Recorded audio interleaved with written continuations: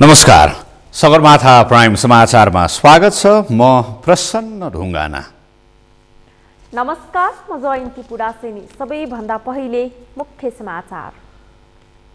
प्रधानमन्त्री ओली राष्ट्रिय हित विपरीत लागेको माओवादी अध्यक्ष दाहालको आरोप। झुटको खेती गर्न सिपालु रहेको एमाले वरिष्ठ नेता नेपालको टिप्पणी। सर्वोच्च अदालतका लागि प्रस्तावित न्यायाधीश नहकुल सुवेदी र कुमार चुडाल सुनवाई समितिबाट अनुमोदित। निष्पक्ष न्याय गर्ने सुवेदी र चुडालको प्रतिबद्धता। म्याग्दीको मङ्गलाघाट हाडेभिर बगरफाँट सडक निर्माण कार्य अलपत्र। मङ्गलाघाटका स्थानीयबाट विरोध प्रदर्शन। बेनी दरबाङ सडकमा 1 घण्टा चक्का जाम। भारतमा कोरोना संक्रमण दर तीव्र। पछिल्लो 24 घण्टामा मात्रै 2,16,850 संक्रमित थपिए। 1,183 जनाको मृत्यु। र त्रिकोणात्मक 2020 क्रिकेट प्रतियोगिता भोलिदेखि सुरु हुँदै कीर्तिपुरको टियु क्रिकेट मैदानमा च्याम्पियन ट्रफी सार्वजनिक।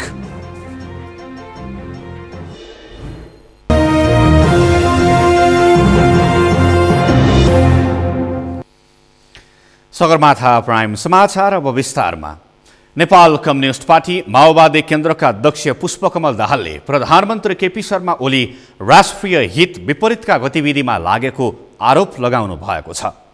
आज बागमती प्रदेश कराते च्याम्पियनसिप 2021 कार्यक्रमलाई सम्बोधन गर्दै अध्यक्ष दाहालले प्रधानमन्त्री केपी शर्मा ओलीबाट देशलाई बन्दकी राख्ने तथा राष्ट्रिय हित विपरीतका गतिविधि गर्ने काम भएको बताउनु भएको हो।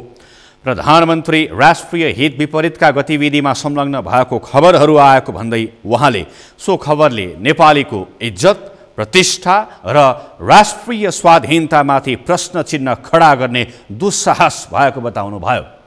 नेपालीहरूलाई राष्ट्रहित विरोधी षड्यन्त्र स्वीकार नभएको पनि अध्यक्ष दाहालले बताउनुभयो। आम नेपाली जनताले स्वीकार गरेको र अनि जनताद्वारा निर्वाचित प्रतिनिधिहरूले सार्वभौम संस्था मार्फत संस्थागत गरेको परिवर्तन हो यो। त्यसकारण केही मुठ्ठीभर मान्छेहरूले षड्यन्त्रपूर्ण तरिकाले यसलाई उल्ट्याउन खोज्ने कुरा नेपाली जनतालाई मान्ने छैन। अध्यक्ष दाहालले केही मानिसहरूले संहितालाई खारेज गर्ने र स्थानीय तहलाई दिएको अधिकार खोज्ने सपना देखेको पनि बताउनुभयो। तर परिवर्तनलाई उल्ट्याउने कुरा नेपाली जनतालाई मान्य नहुने उहाँले बताउनुभयो। तिनीहरू पुरै परास्त अझै भएका छैनन्। उनीहरूको कसरत षड्यन्त्र नेपाल र नेपाली जनताका विरुद्ध चलि नै रहेको छ। हिजो आज तपाईहरुले समाचारहरू हेर्नुभयो भने देशलाई बन्दकी राख्ने, राष्ट्रिय हितका विपरीत गतिविधि गर्ने काममा चाहिँ स्वयं सरकारको नेतृत्व गर्ने प्रमुखहरू नै लागेका खबरहरूले नेपाल र नेपाली जनताको इज्जत, प्रतिष्ठा, उनीहरूको आत्मसम्मान र राष्ट्रिय स्वाधीनतामाथि प्रश्न चिन्ह खडा गर्ने दुस्साहस भएको छ। अध्यक्ष दाहालले आर्थिक विकास र समृद्धिका लागि खेल क्षेत्रको भूमिका र महत्त्व बढ्दै गएको पनि बताउनुभयो। नेकपा एमालेका वरिष्ठ नेता माधव कुमार नेपालले प्रधानमन्त्री केपी शर्मा ओली झुटको खेती गर्न सिपालु भएको आरोप लगाउनु भएको छ। झापाको वीरता मोडमा नेकपा एमालेको समानान्तर कमिटीको घोषणा गर्दै नेता नेपालले ओलीको झुटको प्रचार गर्न समूह बनाएको आरोप लगाउनु भएको हो। झुटको खेती गर्न ओलीले केही व्यक्ति राखेर साइबर स्याल पनि तयार पारेको नेता नेपालले बताउनुभयो। ओलीकै कारण पार्टी र आन्दोलन समाप्त हुने दिशामा गएको वरिष्ठ नेता नेपालको तर्क छ। कहिले भन्नुभएको छ रघुजी पन्तको बारेमा यति झुटो बोल्ने मान्छे, यति झुटो बोल्ने मान्छे, त्यस हुनाले केपी ओली खोइ सुध्रिएला नि त जस्तो लाग्दैन। तर झापामा कोही धामी झाँक्रीहरू छन् भने त्यहाँ पठाउनुहोस् एकचोटि बालुवाटारमा केपी ओलीलाई सुधार्नलाई सचेत गरे ठिकै छ, म त मानिदिन्छु। मलाई यसै पनि भन्छ नि कि थारी उदार हुनुहुन्छ माधव कमरेड, धेरै गल्ती पनि बिर्सिहाल्नुहुन्छ, माफी दिइहाल्नुहुन्छ, फेरि सुधार्ने मौका दिइहाल्नुहुन्छ भन्नुहुन्छ। ठिक छ, धामी झाँक्री कोही हुनुहुन्छ भने, मोटिभेटर कोही हुनुहुन्छ भने, ज्ञानी गुणीले ज्ञान उहाँको दिमागलाई चेन्ज गरिदिन्छ भने बेग्लै कुरा हो। नभए केपी ओली यो लोकमा सुध्रिने लक्षण छैन। तर पनि जेठ 2 गते उहाँ फर्किनुहुन्छ भने जेठ 2 गते 75 साल जेठ 2 गतेको नेकपा एमालेको संरचनामा फर्किनुहुन्छ भने सँगै जान सकिन्छ। किन कस्ता कस्तासँग त कति कति लडियो। नेता नेपालले प्रधानमन्त्री ओली सुध्रने छाँट काट्न भएको बताउँदै प्रधानमन्त्री ओली 2 जेठ 2075 मै फर्किए मिल्न सकिने बताउनु भयो। पार्टी एक हुनका लागि ओलीले 28 फागुनको बैठकबाट भएका पदाधिकारी खारेज गर्ने निर्णय र विधान संशोधन गरेर 23 जनालाई मनोनित गर्ने निर्णय फिर्ता लिन पर्ने उहाँको भनाइ छ। नेता नेपालले 68 जिल्लामा समिति बनाउँदा देशभर आफूहरूको अवस्था राम्रो भएको दावी गर्नुभयो। ओली समूहले आफूहरूको समितिलाई समानान्तर भने पनि मूल पार्टी आफ्नै हुने उहाँको दावी छ।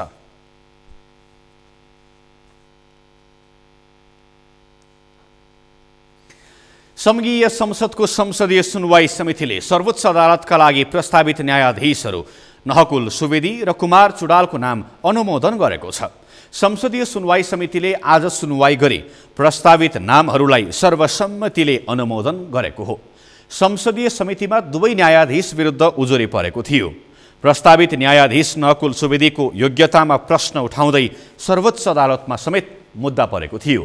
अदालतले चैत 30 गते मुद्दा किनारा लगाएसँगै समितिले पनि अनुमोदन गरेको छ। न्याय परिषदको फागुन 28 गते बसेको बैठकले सुर्खेत उच्च अदालतका मुख्य न्यायाधीश सुवेदी र उच्च अदालत पाटनका मुख्य न्यायाधीश चुडालको नाम सिफारिस प्रस्ताव गरेको थियो। आजको संसदीय सुनवाईमा अनुमोदन भएका दुवै न्यायाधीशहरूले सर्वोच्च अदालतमा आफ्नो न्याय सम्पादन र प्रतिबद्धताबारे धारणा राख्नु भएको थियो। सर्वोच्च अदालतका लागि प्रस्तावित न्यायाधीश नहकुल सुवेदीले अदालतप्रतिको विश्वास, अदालतको फैसला र आदेशको गुणस्तरीयतामा निर्भर हुने बताउनु भएको छ। आज संसदीय सुनवाई समितिको बैठकमा सुनवाईको क्रममा न्यायाधीश सुवेदीले अदालतको आधार भनेको अदालतप्रतिको आस्था र विश्वास भएको र अदालतले गर्ने काम कारबाही, फैसला र आदेशको गुणस्तरीयताले अदालतप्रतिको विश्वास कायम हुने बताउनु भएको हो। न्यायाधीशले स्वतन्त्र र निष्पक्ष भएर फैसला गर्यो भने मात्रै अदालतप्रतिको आस्था र विश्वास बढ्दै जाने पनि सुवेदीले बताउनु भयो। अदालतप्रतिको आस्था विश्वास हो। आस्था वा विश्वास धर्म रह्यो भने अदालतले आफ्नो जग टिकाउन गाह्रो पर्छ। म के निवेदन गर्न चाहन्छु भने अदालतको आस्था, अदालतले आस्था प्राप्त गर्ने भनेको अदालतलाई प्राप्त अधिकारका आधारमा, अदालतलाई प्राप्त अधिकारका आधारमा होइन, अदालतले गरेको काम कारबाही, फैसला र आदेशको गुणस्तरीयता र प्रभावकारिता। यसले जति गुणस्तरीयता र प्रभावकारिता कायम गर्न सक्छ तब मात्र यसले चाहिँ आस्था र विश्वास आर्जन गर्छ। यसको लागि सबभन्दा महत्त्वपूर्ण कुरा भनेको न्यायाधीशले स्वतन्त्र निष्पक्ष भएर फैसला गर्नु। सुवेदीले न्यायाधीशले गर्ने फैसला र आदेशलाई औसतमा राम्रो गरेको छु भन्ने छुट नहुने बताउनु भयो। न्यायाधीशले आकाशै खसे पनि न्याय गर्न पर्ने बताउनु भयो। हरेक मुद्दामा पर्फेक्ट जस्टिस हुनुपर्ने पनि उहाँले बताउनु भयो।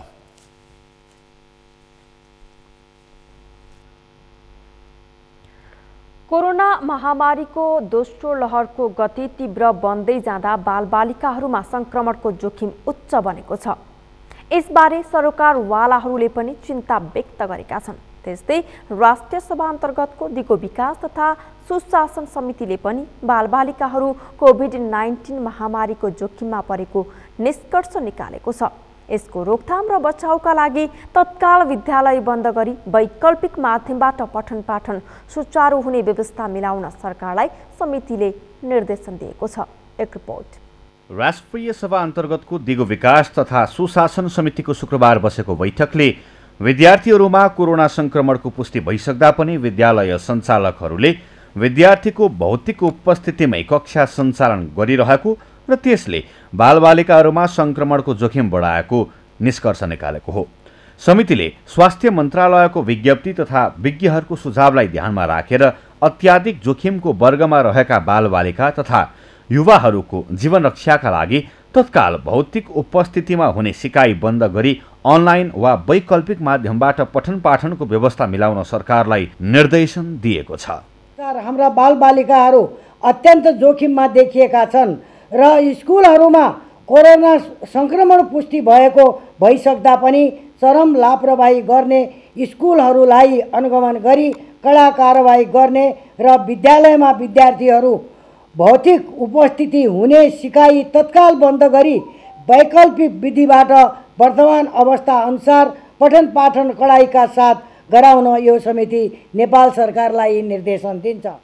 यसअघि छलफलमा सहभागी समितिका सदस्यहरूले भौतिक उपस्थितिमा स्कुलमा हुने पठन पाठन लगायतका कारण ठूलो संख्यामा बालबालिकाहरू कोभिड-19 को उच्च जोखिममा रहेको भन्दै तत्काल विद्यालयहरू बन्द गर्न सरकारलाई सुझाव दिन पर्ने धारणा राखेका थिए। समिति सदस्य रमेशचन्द्र रायमाझीले प्याप्सन एन्ड प्याप्सनहरूको आर्थिक चलखेलमा शिक्षा मन्त्रालय लागेको र निर्वाध स्कुल सञ्चालन गर्न दिएको आरोप लगाए।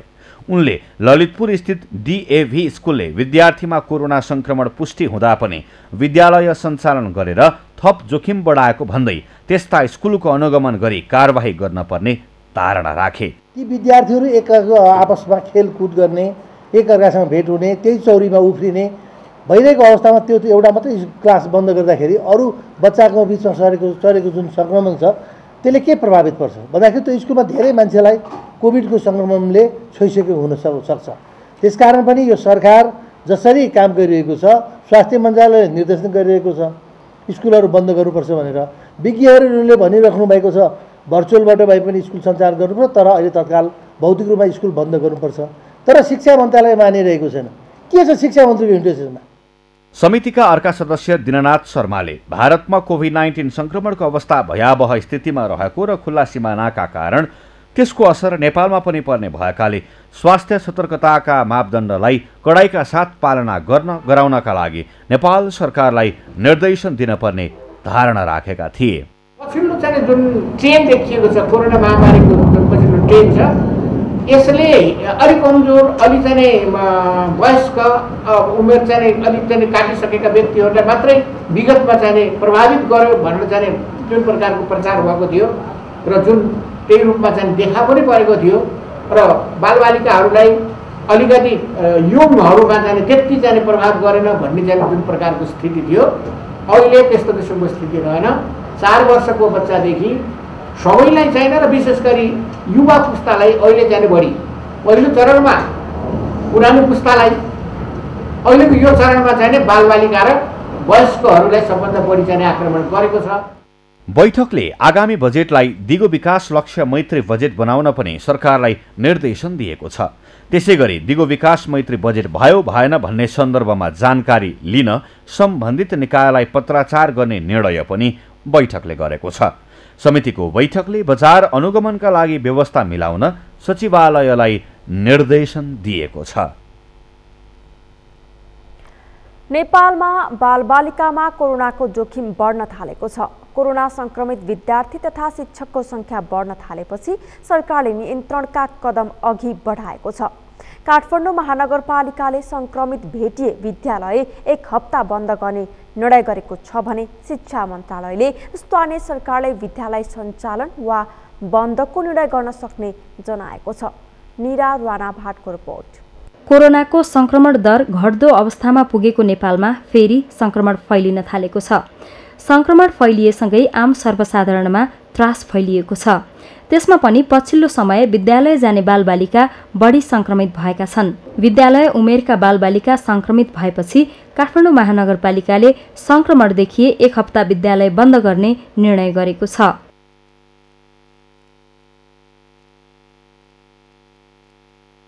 शिक्षा विज्ञान तथा प्रविधि मन्त्रालयले पनि विद्यालयमा कडाइका साथ स्वास्थ्य मापदण्ड पालना गर्न आग्रह गर्दै विद्यालय सञ्चालनको जिम्मेवारी स्थानीय निकायलाई दिएको जनाएको छ।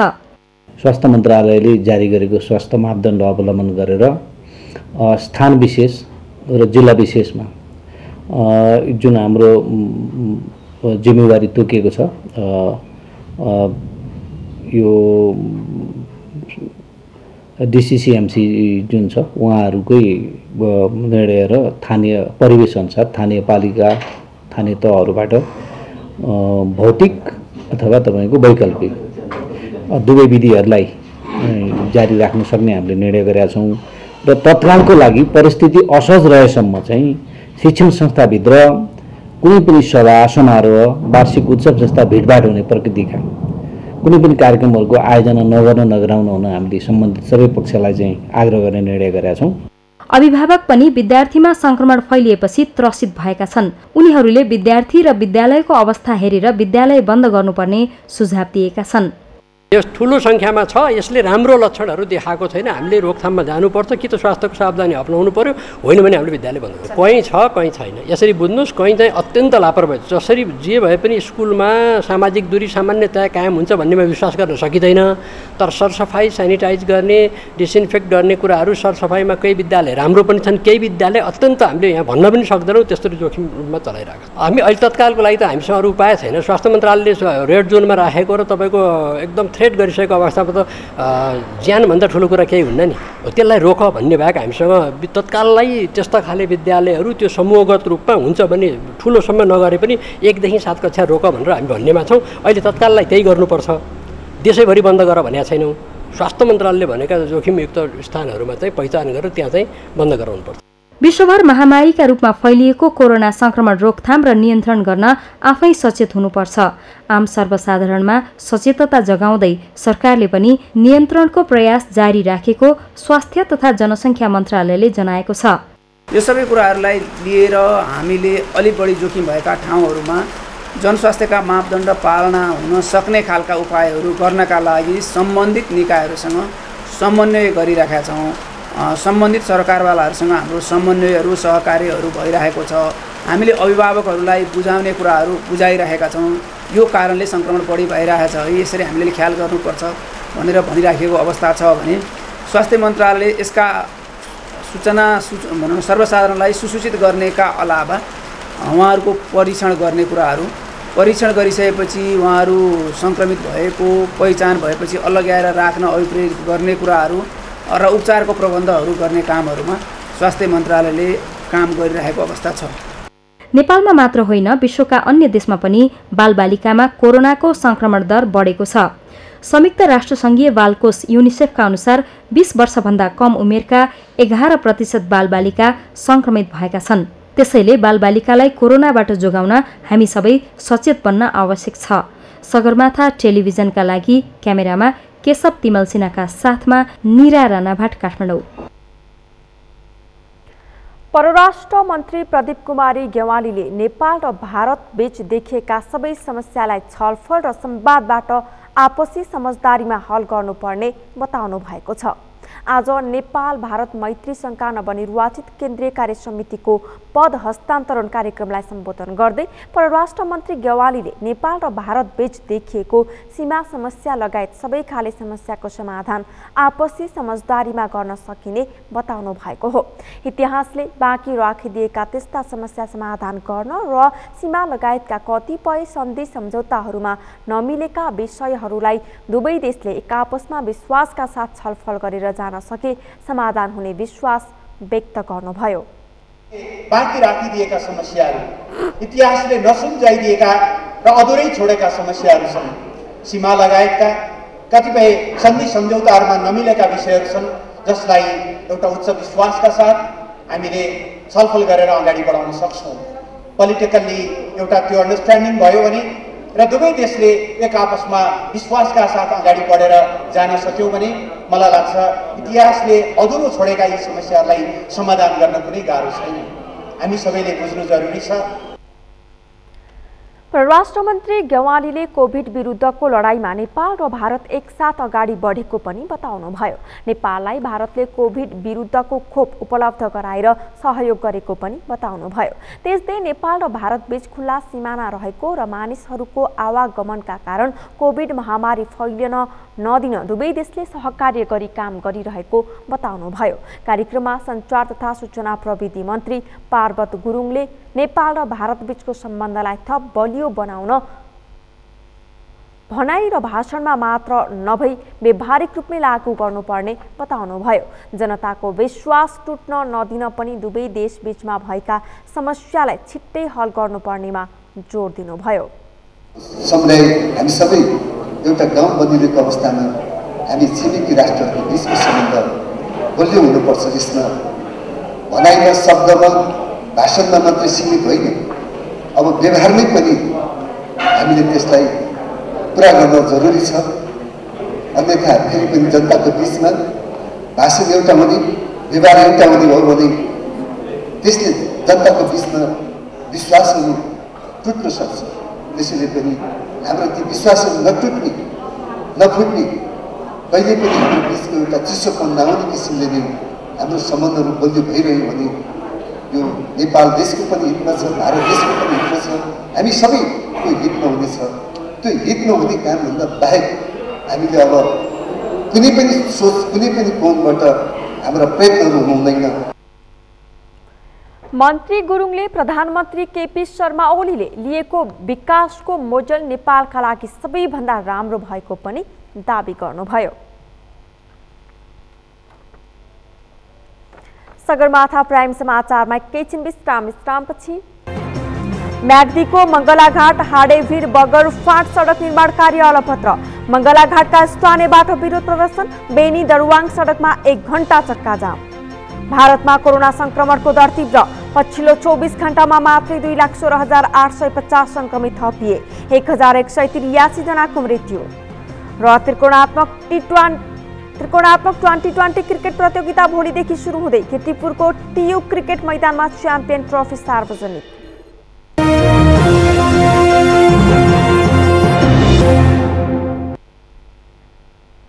विश्रामपछि सगरमाथा प्राइम समाचारमा पुनः स्वागत छ। अब बाँकी समाचार। संसदीय समितिले सुपारी आयातमा भएको भनिएको नीतिगत भ्रष्टाचारको अध्ययन गर्न 5 सदस्यीय उपसमिति गठन गरेको छ।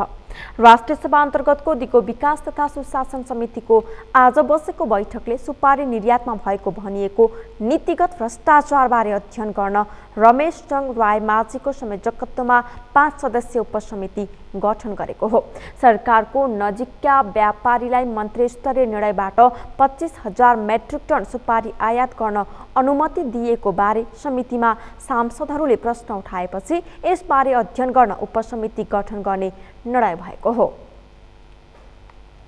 उठान गर्नुभएको सुपारी नीतिगत भ्रष्टाचार के हो सो बारे सरकारसँग बुझ्ने निर्णय पनि गरिन्छ।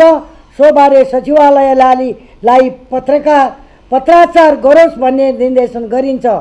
त्यसैगरी सुपारीमा भनिएको नीतिगत भ्रष्टाचार बारे अध्ययन गर्न माननीय रमेशचंद रायमाझीको संयोजकत्वमा 5 सदस्यीय समिति गठन गर्ने निर्णय गरिएको छ। त्यसअघि समिति सदस्य रायमाझीले सुपारी निर्यातमा नीतिगत भ्रष्टाचार भएको भन्दै त्यसबारे अध्ययन गर्न समिति सभापतिको ध्यानाकर्षण गराउनु भएको थियो। हाम्रो देशमा सुपारीको खपत कति हुन्छ लगाउनुस्। झापा मोरङ सुनसरीमा सुपारी हुन्छ, कति मेट्रिक टन हुन्छ खपत हुनेमा, कति मान्छेले सुपारी खान्छ, कति खर्च हुन्छ भन्ने कुरो डाटा एकपल्ट निकालोस्। सरकारलाई सोध्नु पर्यो। आज सरकारले क्याबिनेट निर्णय गरेर 25,000 मेट्रिक टन व्यापारीलाई सुपारी आयात गरे भनेर इजाजत दिन्छ। त्यसमा एउटा झापाको मान्छेले 10,000 मेट्रिक टन पाएको छ, 2 जनाले 2500 पाएको छ, एउटाले 5,000 पाएको छ। यसरी बाँडिएको छ यो सुपारी। के को लागि भन्दा 1 किलो सुपारीमा 150 रुपियाँ फाइदा हुन्छ। कति अरबको खेला छ यहाँ क्याबिनेट निर्णय गर्नु थाहा छैन यो कुरो पत्ता लगाउनुहोस्। जुन सरकार आए पनि सधैँ सरकार र सरकारका मन्त्रीलाई अनुकूल हुने गरी बजेट ल्याउने गरिएको भन्दै उहाँले दिगो विकासका लक्ष्य प्राप्तिलाई प्राथमिकतामा नराखिएको बारे समितिले चासोका साथ अध्ययन गर्नुपर्ने धारणा राख्नुभयो। त्यसैगरी समिति सदस्य दीनानाथ शर्माले सुपारी आयातका सम्बन्धमा भएको भनिएको नीतिगत भ्रष्टाचारका विषयमा अध्ययन गरी सरकारलाई निर्देशन दिनुपर्नेमा जोड दिनुभयो। पोलिसी करप्सनको विषयमा हामीले चाहिँ निगरानी गर्ने, खबरदारी गर्ने, निर्देशन गर्ने त्यो अधिकार यो समितिले छ। यदि अन्यथा त्यस प्रकारको चाहिँ चिजहरू हुन गएको छ भने सरकारलाई त्यो काम चाहिँ रोक्नको लागि निर्देशन गर्न समेत हामीले चाहिँ सक्ने भएको हुनाले समितिमा यसलाई अलिक गम्भीरतापूर्वक छलफल गरेर अध्ययन टोली अथवा अध्ययन यो बारेमा चाहिँ सुपारी आयातका लागि दिएको अनुमतिबारे बुझ्नका लागि सम्बन्धित निकायलाई पत्राचार गर्ने निर्णय पनि बैठकले गरेको छ।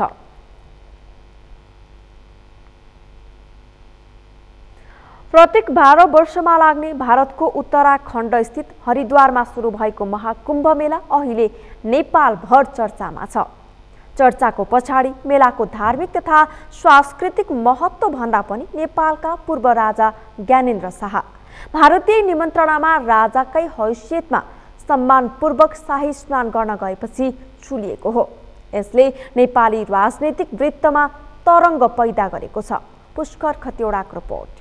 चैत 26 गते भारतको निम्तो मान्दै हरिद्वारको महाकुम्भ मेलामा सहभागी बन्न पुगेका पूर्व राजा ज्ञानेन्द्र शाहले भारतमा श्री 5 भनेरै सम्मान पाए।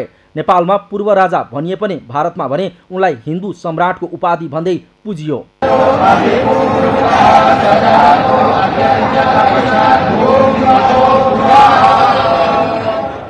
महाकुम्भमा भारतले पूर्व राजा ज्ञानेन्द्रलाई गरेको स्वागत सत्कार सम्मान अनि औपचारिक मान्यताले नेपालमा तरङ्ग पैदा गरेको छ। नेपालको संविधानमा राजाबाट आम नागरिकमा झरिसकेका ज्ञानेन्द्रलाई महाकुम्भमा धार्मिक अभिषेक मात्र गरिएन, राजाकै हैसियतमा रथमा राखेर परिक्रमा पनि गराइयो अनि गङ्गामा साधु सन्तसँग शाही स्नान पनि गराइयो। अझ भनौँ उनलाई श्री 5 बडा महाराज धिराजको हैसियत दिइयो।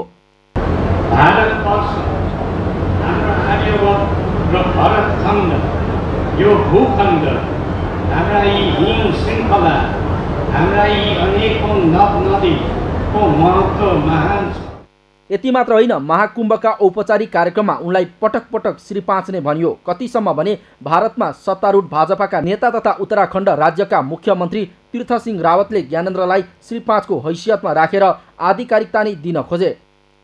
ज्ञानेन्द्रलाई भारतको केन्द्रीय राज्यमन्त्री साध्वी निरञ्जन ज्योतिले राजाकै हैसियतमा सम्मान प्रकट गरिन्। नेपाली मूलका पतञ्जलि योगपीठका सहसंस्थापक आचार्य बालकृष्णले समेत उनलाई नेपाल नरेश भनेर सम्बोधन गरे। योग गुरु रामदेवले पनि पूर्व राजा ज्ञानेन्द्र शाहलाई राजाकै रूपमा सम्बोधन मात्र गरेनन्, आफै कार चलाएर समेत लगे।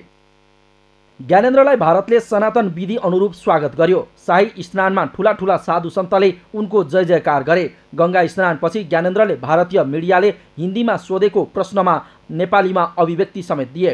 करने जाएंगे और हरिद्वार भी पहली बार आएगा? होइन, हरिद्वारमा पहिले आइसकेको छु। यसपालि आचार्यजीले निम्तो दिनुभयो, आभारी छु उहाँलाई। गङ्गामा स्नान गर्नु पाउँछु, पवित्र हुन्छु र यहाँ आएर नेपाली जनताले सबैलाई आशिष र शुभकामना लिएर आएको छु। नेपालले नयाँ नक्सा जारी गरेपछि चिडिएको भारत नेपालसँग कूटनीतिक स्तरमा दौत्य सम्बन्ध दिगो बनाउन वार्ता भन्दा पनि नेपाली राजनीति उथलपुथल भइरहेको बेला राजालाई तीर्थमा बोलाएर नेपाली नेतालाई तर्साउन मात्र खोजेको हुन सक्ने विश्लेषकहरूको विचार छ। पूर्व राजालाई किन लगत हो भन्दाखेरि यो समस्याको समाधान उहाँबाट निस्किन्छ कि भारत पनि अहिले असन्तुष्ट देखिन्छ, चीन पनि असन्तुष्ट देखिन्छ। चीन नेपालमा पश्चिमा गतिविधि बढो, मेरो तिब्बतलाई खतरा भयो, भारत यहाँबाट टेरिस्ट आए, हामीहरूले त चाहिँ तपाईँको सागलाई दुध खुवाछौँ, उत्पादन गर्दा त बिखै उत्पादन गरौँ। हाम्रो देशमा पनि अहिले माओवादी चाहिँ तपाईँको द्वन्द्व बढिराखेको छ भनेर केही निकास निस्किन्छ कि। र अर्को एउटा सिद्धान्त के होला भने जोगी देखाएर भैँसी डराउने, भैँसी देखाएर दोरी तर्जाउने, त्यो पनि हुनसक्छ। यसरी नेपालमा आम नागरिकको हैसियतमा बसिरहेका पूर्व राजालाई भारतमा राजाको हैसियत प्रदान गरिरहँदा भने नेपाली राज्य पक्ष मौन छ, जसले राजावादीलाई सन्तुष्टि मिलेको छ भने राजालाई समेत यो अवसर भएको विश्लेषक बताउँछन्। उहाँले म यस्तो राजा हुन्छु, नेपाल र नेपालीका समस्या यसरी समाधान गर्छु, आउँदो संरचना